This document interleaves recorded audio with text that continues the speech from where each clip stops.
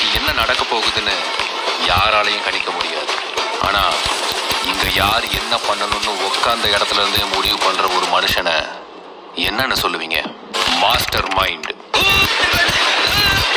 இங்க யார் என்ன கேம் ஆடினாலும் அதோட ரூல்ஸை எழுதுனது அந்த மாஸ்டர் மைண்ட் தான்.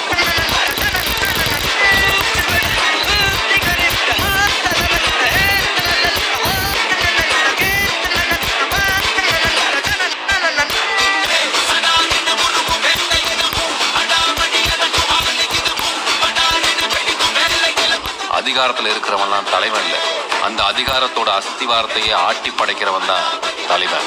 எதிரிகளே, மாற்று கட்சி நண்பர்களே, நன்றாக நான் இரவாக்கி கொண்டிருந்தேன். நன்றாக வசைபாடுங்கள். நான் என்னை வளர்ப்பதற்கு ஏற்ற உரமாக ஆக்கிக் கொண்டிருந்தேன். அரியணை மாறலாம், அரசன் மாற மாட்டான். அவர் இல்லாத போதும் அவரோட நிழல் இந்த மண்ணை என்னைக்கும் ஆளும்.